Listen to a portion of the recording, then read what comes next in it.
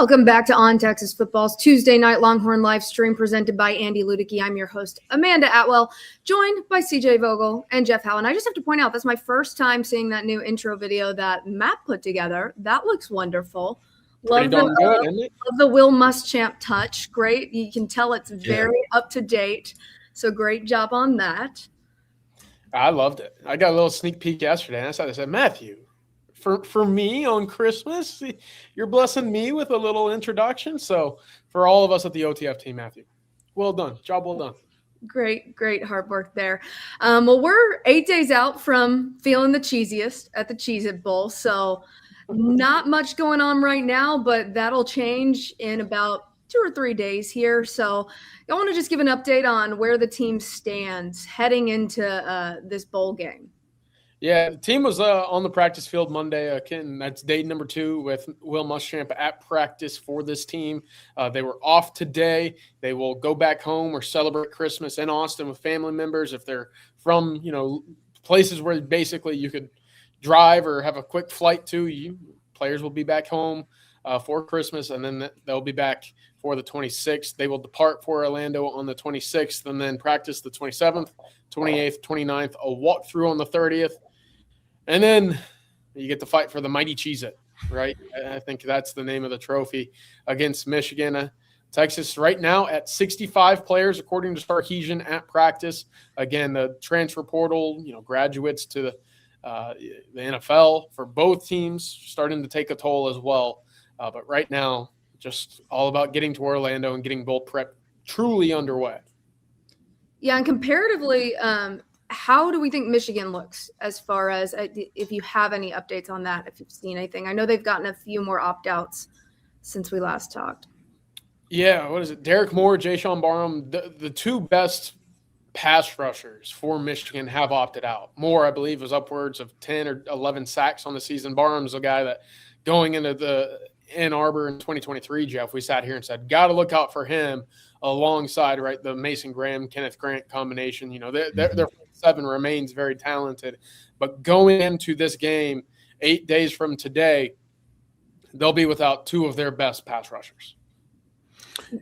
Yeah, they're also down an interior offensive lineman. But again, I stress with Michigan, just aside from Sharon Moore moving on, has it been determined? I must have missed it. Is Chip Lindsey going to be with Michigan? Is he calling plays during the bowl game before he goes to Missouri? Or, they got a lot of stuff going on right now. It's like, the Titanic has hit the iceberg, and it's all fending for yourself essentially. And there's a great clip. It was pointed out to me years ago. I think it was on Twitter. But the guy that jumps or falls off of the iceberg and he hits the propeller, you know what I'm talking about? In the movie, one of the funniest sounds I've ever heard in my entire life. I'm just imagining that's how most of these coaches and players are looking around saying, the ship's going down. Got to save myself. Women and children be damned. I'm getting on an exit ship.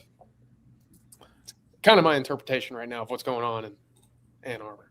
Yeah, I appreciate the analogy, CJ. I wasn't ignoring you or anything. I'm really trying to figure out if so apparently Michigan's going to have an interim offensive coordinator. I was wondering, is Bryce Underwood, they're just going to give him a wristband, just let him call it on the fly during a bowl game? So, and look, Texas has a lot of opt-outs. You've got a defensive coordinator change, but, at least Johnny Nanson's going to call the defense, so it's not that foreign. But, with Michigan, you got a bunch of assistant coaches that they got to be figuring out what's next. They got a bowl game to coach, but for them, the bowl game is inconsequential. You've got to worry about where's my next paycheck coming from once this contract ends and they bring in a new coach and, they hire their staff and will I be on staff? So it's a lot going on in Ann Arbor right now. But actually, CJ, we recorded a video today that'll actually air on the channel tomorrow talking about some bowl prep stuff.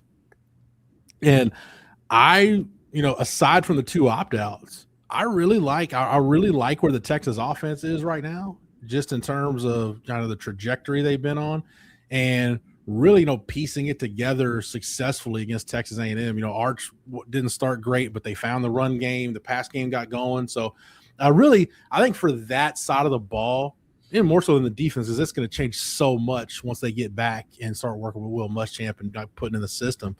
This game to me for the offense is basically 26. Like there will be some pieces change, but if Trevor Guzman comes back, if Trey Weisner comes back, obviously Arch will be back. You'll have Emmett Mosley and Parker Livingston back. You're going to get a really good snapshot of what the 2026 offense is going to look like. Yeah, and of course, one of those big names is Ryan Wingo, and I see the folks in the chat. Look, Ryan Wingo has not entered the portal right now. That's you're getting Pete No-Code is what they're calling it, right? You're getting NBA Centelled on the timeline. So nothing about Ryan Wingo to the portal right now is true. So yeah, you want to make sure when you see stuff like that makes you panic a little bit, make sure you read very closely where it's coming from, and maybe click on the source and just make sure, unless you're on like Facebook and it looks like it might give your computer a virus, then don't click on the source. But yeah, not true as of now.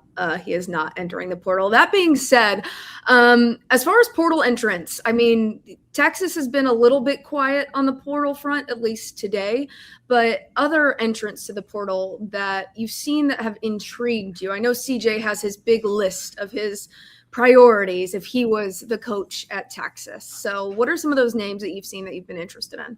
Yeah, again, this is all just kind of sitting here guessing, assuming who would be a good fit. And, we've not heard of names yet. Of course, the portal opens January 2nd, but you have seen some guys that, you look at and you say, hey, they probably have a fit if they were to join the Texas Longhorns. A big name today out of Auburn, Robert Woodyard, junior, freshman linebacker, 6 foot, 245 pounds, very athletic. He was an all-SEC honoree as a true freshman. You watch the tape and you say, I can certainly see the weaponization in a Will Muschamp level defense. You watch him next to, his counterpart at Auburn, where both guys, Xavier Atkins, were all SEC honorees. Again, you sit there and you say, Auburn's not a good football team, but that front seven was fantastic. I see the comment right now about Ian Jaffrard, the defensive lineman at Arkansas as well. That's another name at 380 pounds. Very talented, right? He played 30 or 40 snaps against the Longhorns this year, and he's doing so at 380 pounds. I know you said he moves, or how well does he move at 360? Look, he's higher than that. I think it's 380, 385. The question there is, we knew Pete Kwiatkowski liked having that massive interior boulder on his defensive line. Mm-hmm. Is that going to be the same for Will Muschamp? We'll have to wait and see, ultimately what they decide on that defensive line. Additionally, I think there's Iowa State wide receiver Elskridge, something like that, a slot receiver that entered the portal today. Talented, about 6'1", 200 pounds. So he's more of what you already have. It'll be really interesting, but more and more. Cohen Eccles, Jeff, is another name. Started at left guard for LSU the second half of the year. He's a redshirt freshman, so he still has obviously a year of eligibility remaining before he could depart for the NFL draft. But altogether, I mean, plenty of names are entering at the moment. It's just about, if you're Texas, jotting down your list, checking it twice. You see where I'm going, right? No, but seriously speaking, they have plenty of options. The other, I don't know if we mentioned him here. I don't know if on our live streams if we've mentioned him. But Bo Masco out of Rutgers, the corner, because there's the Mark Orfe tie-in. Khalil Barnes out of Clemson is another one that we talked about. Man, secondary is going to be really interesting in the portal, because I'm still hung up on, man, what do you do with Grayson Littleton? And he's not, his size. He's not like a prototype guy from a size standpoint, what Will Muschamp would like, but man, he's talented enough. He's going to be one, whether you're talking about your top 4 or your top 5, like he's in that mix somewhere. It's just, where do they decide to roll with him? Do they leave him at nickel? Do they move him at corner? What does Will Muschamp think of a guy like Kobe Black? Obviously, Cade Phillips is going to play a big role in there, but then the safety position, if Jelani McDonald comes back, you're good. And with Filsaime, you figure, okay.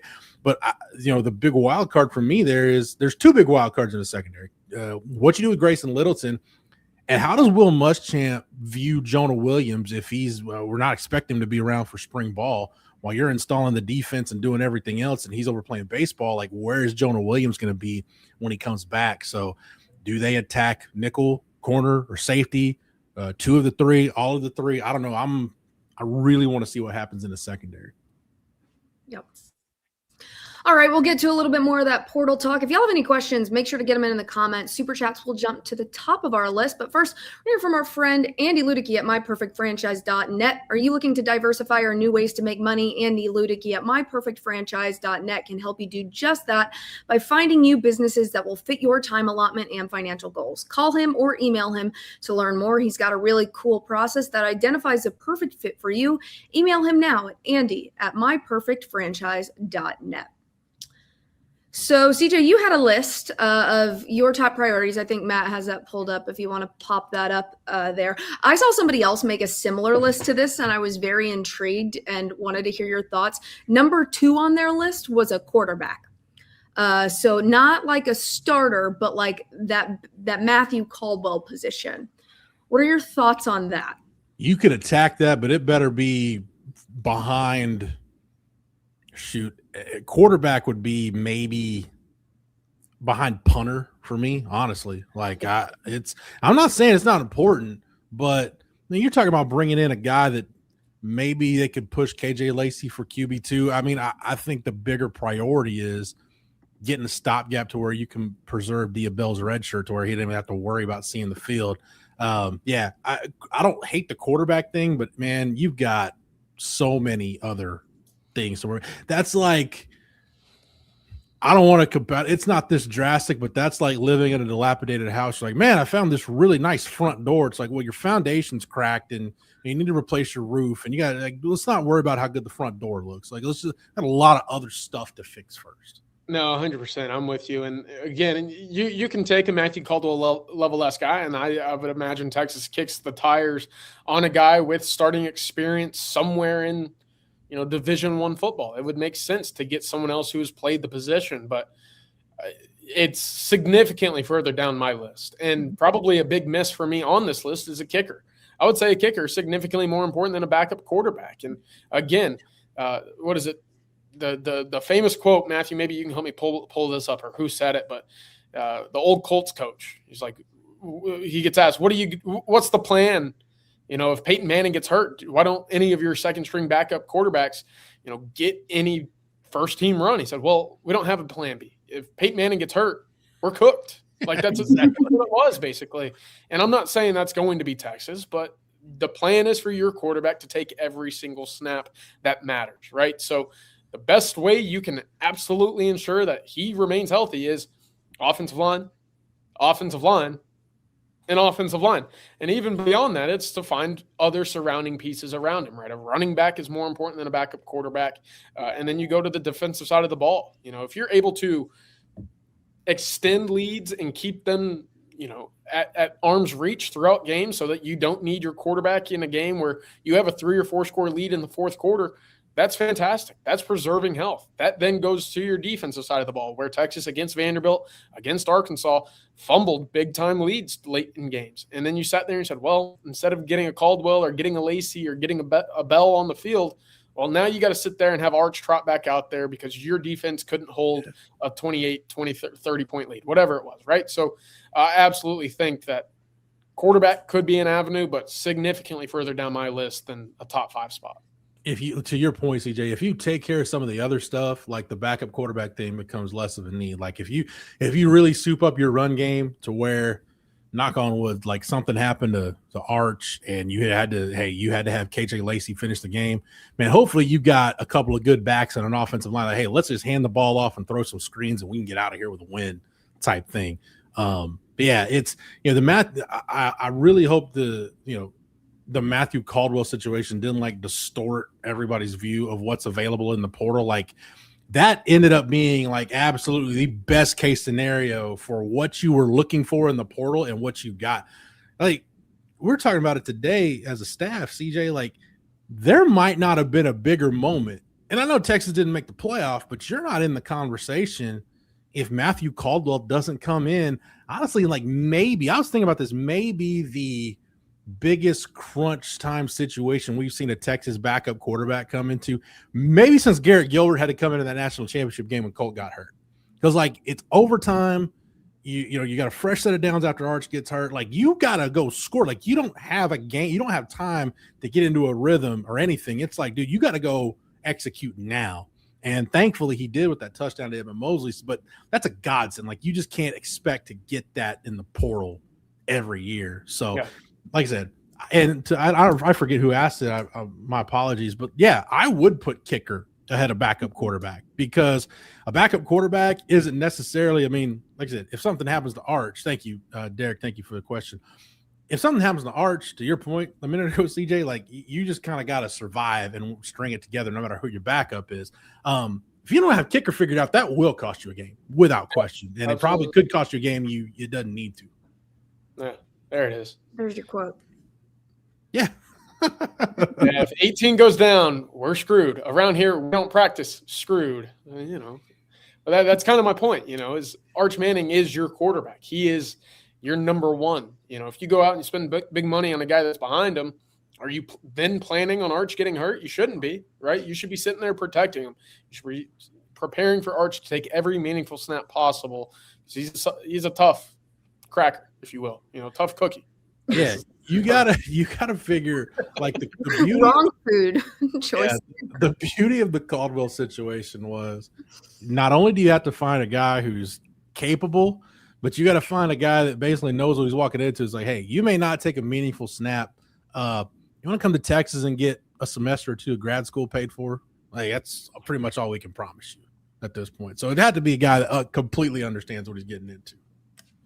Yeah, somebody brought the comment up here as well, Jason. Hopefully the O-line improves so whoever the QB is less at risk of getting hurt. And I think that's why CJ has 1, 2, 3 O-line, because you cannot squander Arch Manning's last year at this program. So, Cisco, I will see you after class. Yeah, I'm messing up. But just real quick, your team wasn't very far off this year, right?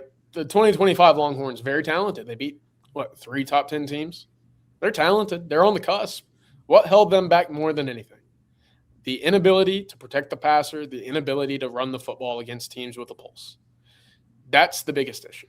If you get that rectified, then you're looking ahead, looking around, saying, hey, we have a chance now.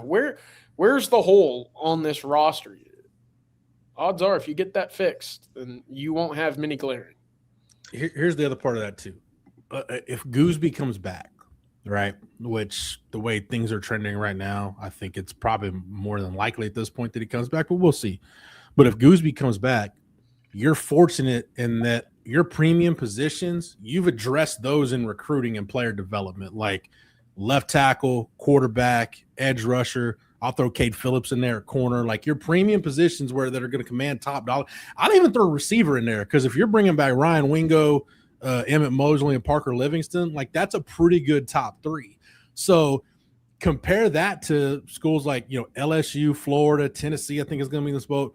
Schools that need to go out and get a quarterback, they're going to be pretty hamstrung in terms of what else they can do, because, CJ, I know you've heard and we've seen some of the dollar figures thrown out there. Like, you're talking about between $2.5 to $6 million, somewhere in that range, to go get a starting quarterback in the portal. Like, so that's going to eat up a pretty good chunk of your cap.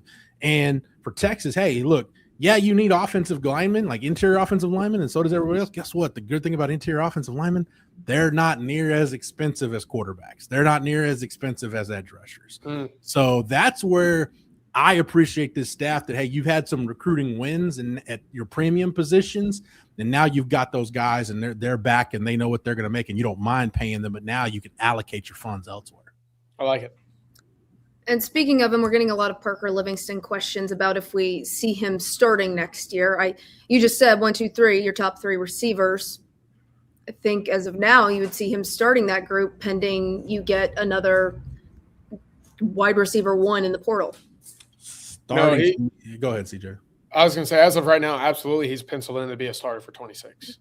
Again, we don't know who the staff might target in the portal, but if you look at it from this lens, Livingston, Mosley, Wingo, those are your 3 with a McCutcheon filling in. Now, the thing is, do you want a traditional slot wide receiver? And what I mean by traditional is a guy that's about 5'10", 5'11", right? Someone that's quicker more than fast is the way that I would describe them. Texas may have that with Dalen McCutcheon. They may have that with the Jermaine Bishop. But I know that Parker Livingston's been cross-trained since he was a freshman on campus as a slot outside every position in this offense. Do you work with him beforehand? I lean yes, but ultimately we'll see if a Jamie French can push, if a Kalik Lockett can push, how immediately how quickly can a Cohen Brown make an impact as well? But yeah, I mean, I think ultimately when Parker Livingston was given chances last year, especially early in the season, you sat there and said, throw him the ball more, maybe. And towards the back end of the season, I think you sat there and said, Emmett Mosley, throw him the ball more. I like what I see from both of them. So you have a very good floor. And I keep saying that. And I keep saying, hey, wide receiver is a luxury in comparison to other positions on this Texas roster out of the portal. And I keep getting met with, no, it's absolutely a must. It is absolutely a need. And I was like, well, I get it. You always want more firepower, but given other positions of need at the moment, wide receiver is a luxury in comparison to a number of other prospects or other positions. Yeah. I would almost keep that position open, not even for a receiver, but basically kind of like it didn't work out, but kind of like how Texas went after David Bailey last year in the portal in the spring window. Like Texas didn't need a pass rusher. I mean, you bring back Ethan Burke and Colin Simmons, you didn't need a rusher, but it's like, hey, if this guy's interested, it's an NFL caliber defensive. Like, yeah, we'll use an extra pass rusher. I would almost earmark a spot on offense and just say, hey, whether he's a slot receiver or running back, whatever, best available playmaker. If you get a guy that something just falls into your lap, and regardless of where he fits, like this guy is just too good and can make too many plays and can be a home run hitter and can help our offense be more explosive. Doesn't matter where you line him up, just take him. My thing with Livingston is whether he's a starter or not, to me, is irrelevant because he's going to play. Like whether he was a starter this year or not, it didn't really matter because he ended up playing a lot. I just got to see him expand the route tree a little bit. Like, it's just kind of got a little predictable. Hey, when he's on the field, they're probably just going to throw it deep or it's deep comebacks or whatever. I don't necessarily want to see Livingston catching a bunch of screens, CJ, but just need that route tree to evolve a little bit more. And I'd say the same thing for Wingo and Mosley too. And within those three guys, you don't necessarily need like a true like dyed-in-the-wool slot receiver. You can maybe between Jermaine Bishop and whoever else is going to be in the slot, Dalen McCutcheon is going to take some of those snaps. If you get one of those kind of all-purpose guys out of the portal, and then situationally, like you can have Mosley in the slot depending on the matchup. You can have or Wingo or Livingston, whoever in the slot, depending on what your matchup is. I like it. Yeah, and before we move on from that list, Joshy Manning has a super chat for us here. I think I agree with most of this list. Flip 4A, 4B, and then flip 6 and 7. Do the 6 and 7 hand gesture. I still really don't know what that means. You gonna do it? I don't know what it means. I don't know what it is. I'm not falling for the trap. But yeah, I mean 4A, 4B, Matthew. I said I'm not doing it. Put him on the spot. No, 4A, 4B, that's why they're there, right? They're the same tier to me. Running back obviously goes hand in hand with the offensive line. Linebacker, look, you lose 3 of your top 4 contributors this year. You absolutely have to go find a top-tier guy. I mentioned Robert Woodyard Jr., out of Auburn. That, to me, feels like a seamless fit for this Texas defense. But ultimately, we'll see. And then 6 and 7, look, I think Texas likes more of what they have on the interior defensive line returning than cornerback. And I say that knowing Grayson Littleton, Cade Phillips, those are 2 big-time youngsters that are expected to increase their roles. But beyond that, do you have a slot or a nickel that you feel really good about? Is it Wardell Mack? Could Warren Roberson see more time? What about Kobe Black? I feel better knowing that the interior, especially with Hero Canoe returning, is very, very sturdy than what corner is, in my opinion. What you may try to do in the portal at interior D line. And again, Muschamp may not want he may not want a Cole Brevard or a Travis Shaw, somebody like that, just a big kind of over the ball type guy. What you may want though, CJ, is because Hero Canoe's got 1 year left. Alex January's in a draft eligible year. So is Murad Watson. Levon Johnson, I think at this point, is in a draft eligible year. So you've got a chance where you could have another one of those years where And I don't want to say you're going to go and need to look into the portal for 4 or 5 defensive tackles for 27, but you're going to need a couple. If you've got a 1-year guy or a multi-year guy, I should say, that you really like, yeah, I could see them going to get him knowing that, hey, we got to guarantee at least this guy's going to be back for 27. And then if Alex January decides to put off the NFL or whatever, then your numbers look a little bit better. You're not as panicked. I'll quickly address this. Justice Terry, I believe is going to have a massive 2026 year. Yeah, I don't really pencil him in the interior D line depth though. Like on the depth chart, he's just kind of wild card A for me, just kind of floating out here in his own position group. Kind of a we'll see. Yeah. All right, we'll get to some more of your questions right after we hear from our friends over at Duck Camp. Can you tell us about them, Jeff? I sure can. Amanda, Duck Camp makes gear for folks who live for being out there, whether that's in a duck blind at sunrise or on the 40 acres for a Saturday kickoff. Born right here in Austin, Duck Camp builds best-in-class hunting and fishing apparel that works just as well for a full day in the field as it does for a long day of tailgating. From sun protection shirts that keep you cool during those early season scorchers to their iconic game series hats that feel like instant classics, Duck Camp gear is ready for football season, hunting season, and every season in between. Get out there, stay out there, and hook 'em. Shop Duck Camp at duckcamp.com. And on Texas Football Fam, don't forget, you can save 25% on your order at duckcamp.com using the promo code OnTexas25. That's OnTexas25. And now, with the help of a couple of lifetime Longhorns, let's hear from our friends over at Advanced Pain Care. Pros know the pain stops here. Physical therapy helps me as an athlete then and now. And do I still need therapy? Yes. And Advanced Pain Care helps with that. Injuries will stack up. They'll add up. You can't let those injuries get you down, and Advanced Pain Care has been very helpful for me. We can help with whatever's got you down, from nerve damage to our spinal cord stimulator. Pain is inevitable. Suffering is optional. Same-day appointments available. Advanced Pain Care. The pain stops here. And now to hear from our friend Mark Saunders. When it comes to protecting all your stuff, wouldn't it be great to have one place that protects it all? Here's some good news. Texas Allstate agent Mark Saunders, serving the Austin and Round Rock area and all of Texas, is the only insurance agent you need. Everything from your home, car, and boat to your motorcycle, RV, and ATV. Call Texas Allstate agents Mark Saunders' office today at 512-218-8571. Are you in good hands? With more than 35 years of experience, you will be with Texas alum Mark Saunders. If you're looking for someone local to the Austin, Round Rock area, and all of Texas, give him a call at 512-218-8571. If you guys have any questions, make sure you get them in. Super chats jump to the top of our list, and we have one here from BV Horns. Will we see Sark revert back to more 12 personnel in the Citrus Bowl or next season, I guess? I would assume next year's for the question, and I hope not, man. That's how you really feel. Dude, it was such a failure of a personnel scheme this year for Texas. I have some of the numbers. Jeff, I'll let you speak on it before I find these numbers. But dude, it was such a bad personnel package this year for Texas. Now maybe the Titans take that step, but use your speed. That's what got you here. It just, your personnel at tight end just never. It slipped gears all year. You know, Jack Injuries was the most well-rounded guy you had, but I don't think Spencer Shannon gave you enough versatility in terms of him being a threat in the pass game.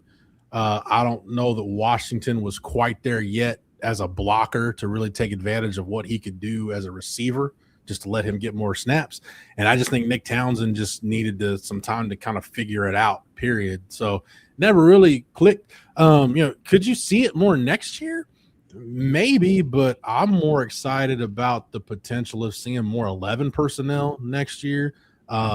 If depending on how running back shakes out with Trey Wisner's decision and the portal, we could see more pony package next year. So we didn't see hardly any of it this year. So I don't want Sark to be rigid where you're trotting out 12 personnel just because that's what I like and that's what we can do and blah, blah, blah. No, I mean, I want the most explosive personnel packages you can possibly have out on the field. And CJ, you track the numbers, like 12 personnel, you were not explosive when you had 2 tight ends on the field. Against Power 4 teams last year going into the Arkansas game. So I don't have A&M, I don't have Arkansas charted, but you average, and this is that's 7 P4 games. You average 4.12 yards per play in 12 personnel. You average 5.97 in 11. So, look, your yards per play don't lie. 4.12 would have been 134th in the entire country. 5.97 would have been second.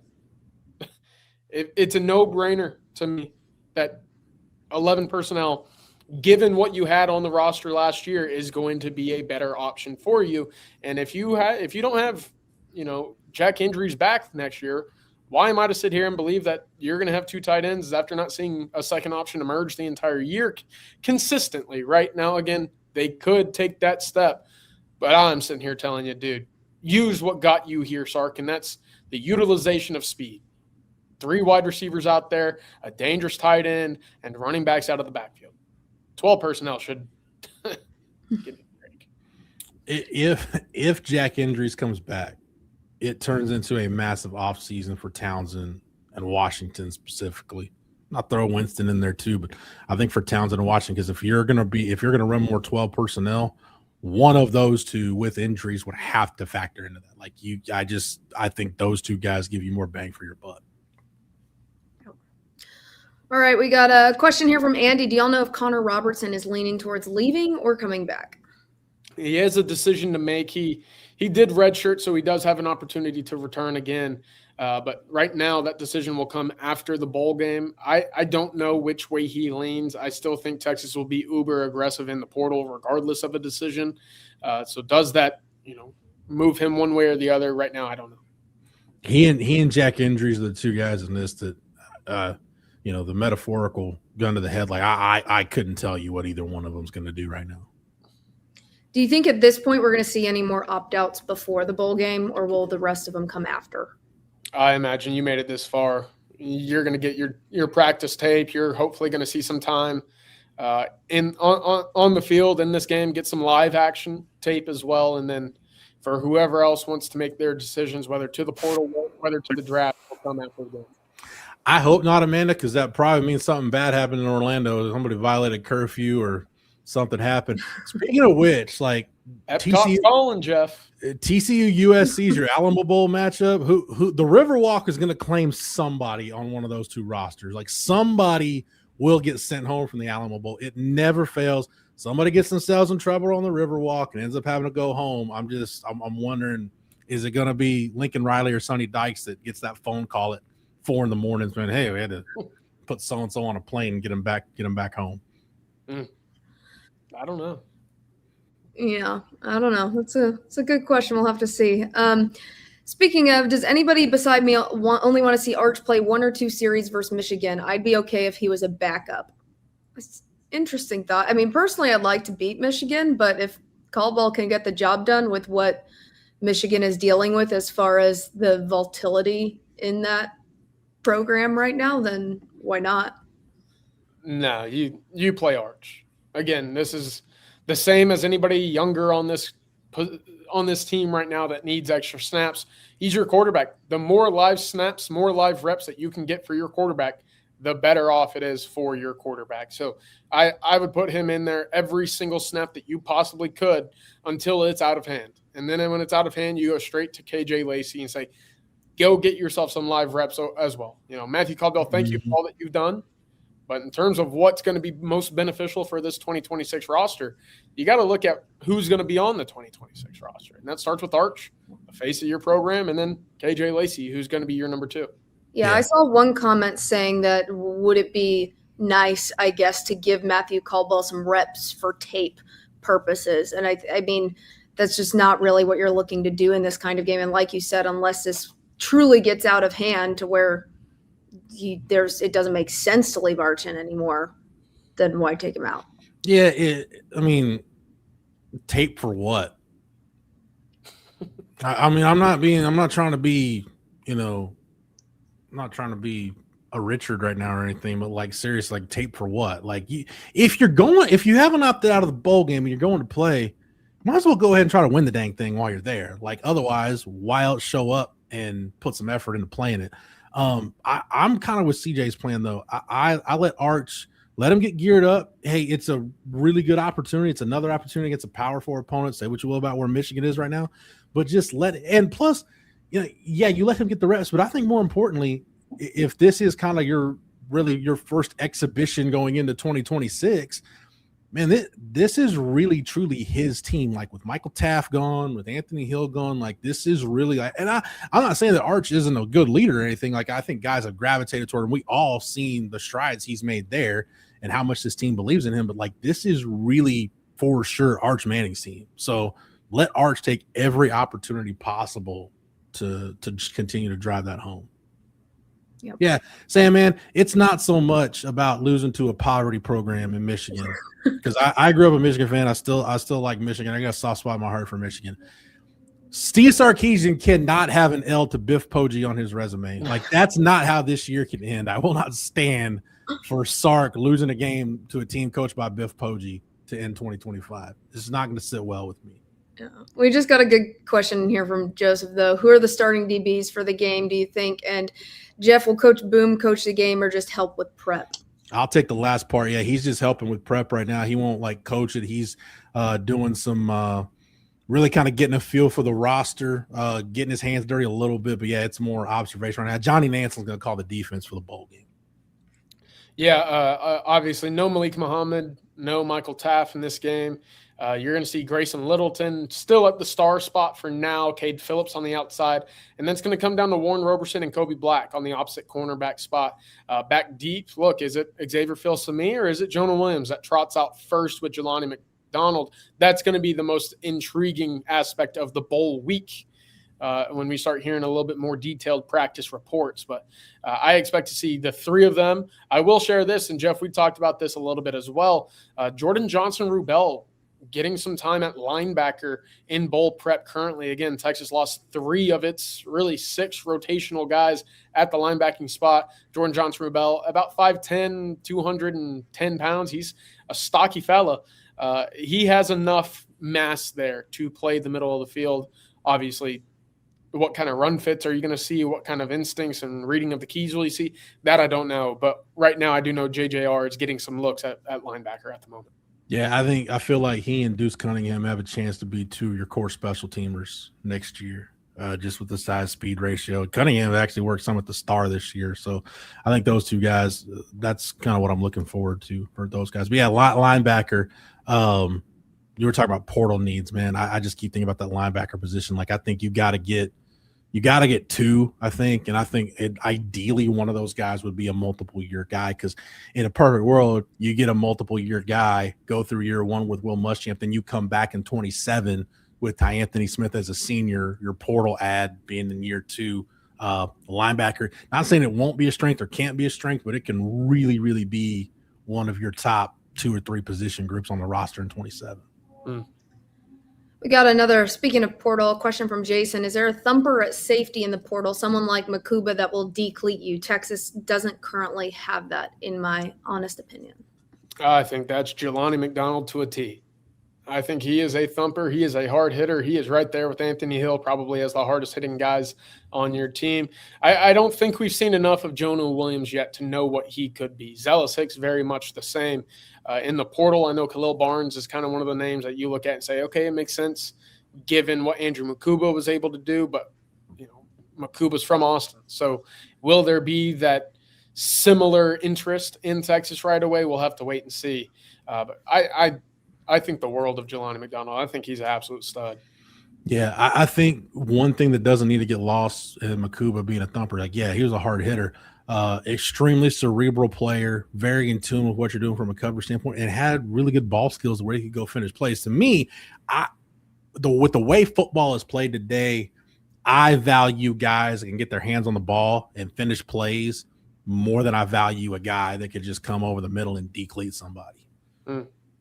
Not to say that you can't have both, because I think Makuba showed you can have both. Jelani McDonald showed you can have both, but it's not quite the level of definitely like in football today, you don't need like your old school Mike linebacker that's like a strict C gap to C gap thumper. That guy's been extinct for almost a decade now. Like it's just you gotta be able to do more than one thing if you're back there at safety. CJ, I don't think we talked about that, man. Safety year after year continues to be one of the toughest positions to play, because if their teams are going to attack the middle of the field, you got so much coverage responsibilities. You know, whether you're in zone, man, whatever, you got to come up and help defend the run. Like, safety year after year gets tougher and tougher to play.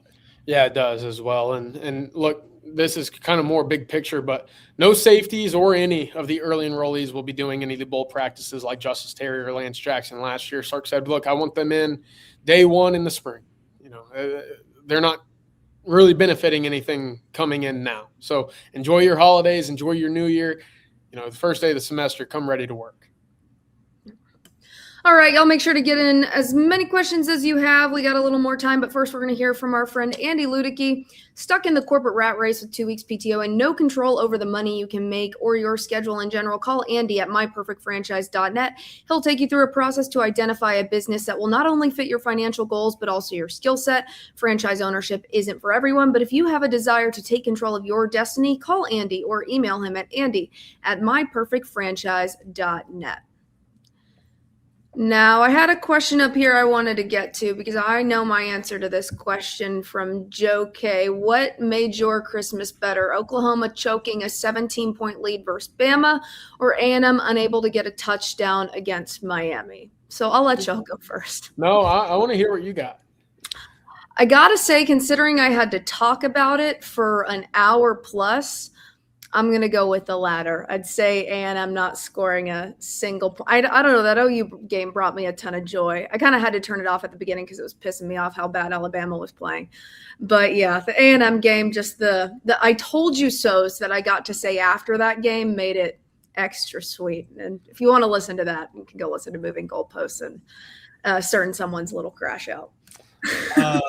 The OU Bama game was more watchable just because Alabama got in the hole and you got to kind of watch them climb out. And man, that's one of those games where it's for Brent Venables as a head coach. That's almost a take it to your grave game, because you go back, dude, there were like, I don't know, a half dozen plays or so that you're like, if that catch is made or whatever, like you win the game by a couple scores.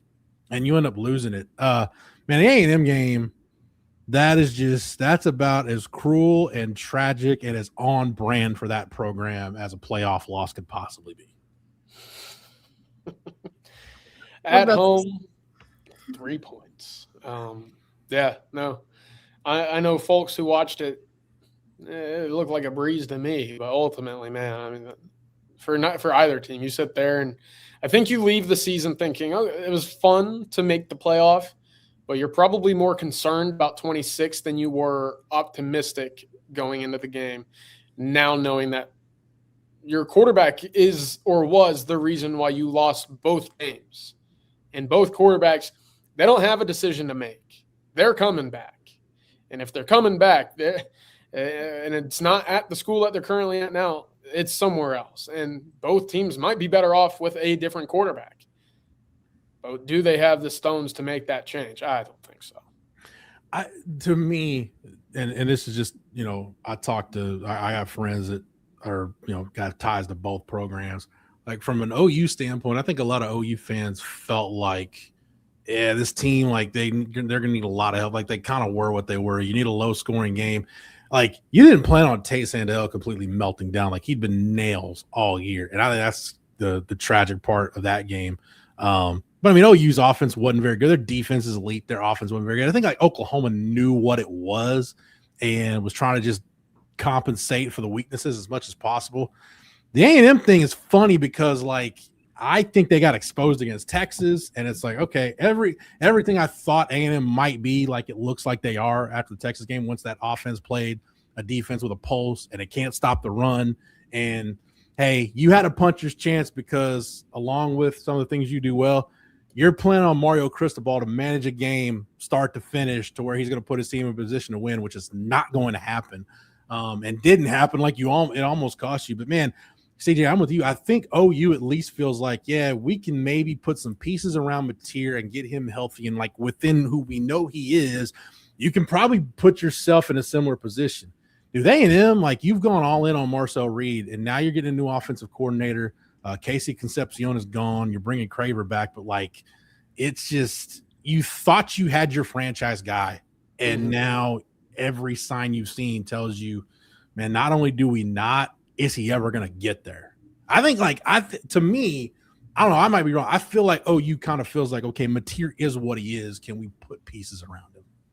Yeah, just real quick, I think just like Texas this year, if you can get a run game and a supporting cast, to your point, Oklahoma had none of that. And they were very similar, kind of mirroring, images of Texas in that regard, that your offensive line wasn't great, your running game was non-existent, and if your quarterback was getting pressured as often as he was, he clearly wasn't going to be the guy that you thought. That cleared up second half of the year for Texas. It did not for Oklahoma. The thing is, and this is my biggest gripe with Venables, because you're going to field a top 5, top 10 defense every single year, but he doesn't pick a offensive coordinator, or at least hasn't yet, that likes to play a complementary style, right? He likes going quick. He likes the lubbies. He likes the guys that go, veer and shoot, that spread the ball out and then score in 4 plays. It's like, well, if you were to just eliminate or slow the ball down a little bit, just establish a run maybe. I mean, it's easier said than done, but, for Oklahoma, it's a perfect pairing to say, hey, let's get a 12, 13 personnel grouping, major in the offensive line and moving the piles, and just dominate time of possession. Teams would never score on Oklahoma. I believe that. I was honestly like, OU's got some young offensive linemen. Like, they should be better on the offensive line next year. I was gobsmacked at how bad they are at running back. And outside of Deion Burks, like, they got nothing. Outside of Burks and Satania, they got nothing at wide receiver. Like, I cannot believe this. Honestly, man, in my lifetime, this might be the worst Oklahoma's ever been at running back. I'm not joking either. They got a lot of NIL money sitting on the bench, though. And I do. I will say also about A&M, Jeff, you brought up how Texas exposed them. I don't even think it was Texas. I think it was the first half South Carolina. Brought up concerns that you saw with Marcel Reed specifically, just some of the decision-making, because a lot of the interceptions, those are on him, just bad balls as wide receivers are bailing him out. And instead of really kind of raising the red flag there of, this is something that should maybe be concerned about, a lot of what you heard was, wow, the best comeback in SEC history against the second to last place team in the SEC on your home field.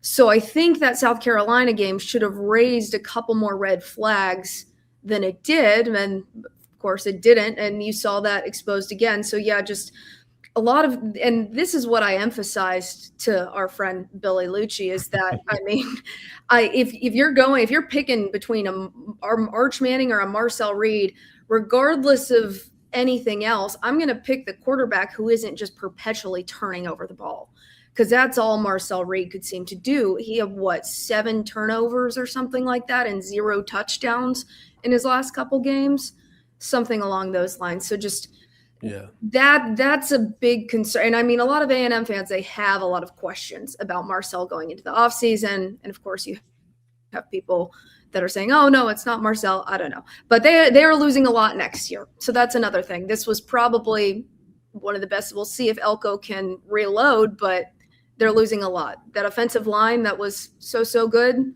say goodbye.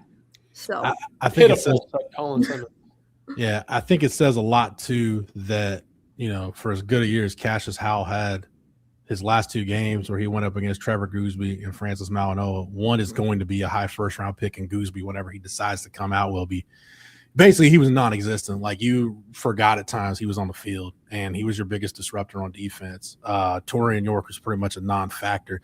And I would say the same thing about A&M that I would say about Texas. Like, 2 years in a row, if your run game has completely cratered just because Le'Veon Moss got hurt, your run game probably sucks, and you need to reevaluate what you're doing. Yep. I mean, they were kind of in the same position as Texas with Marcel Reed being their best rusher, and it's not ideal. Yeah. All right. Anyways, that's about all the time we have, guys. Thank you so much for joining us. Thanks for all your questions, everyone. I will not be here again, so everyone have a Merry Christmas, Happy Holidays. Great talking to y'all. And for On Texas Football, I'm Amanda Atwell. That's Jeff Howell and CJ Vogel. Y'all make sure to watch Coffee and Football tomorrow morning. Thank you so much for joining us, and y'all have a great rest of your night. And hook 'em horns. Hook 'em. Merry Christmas.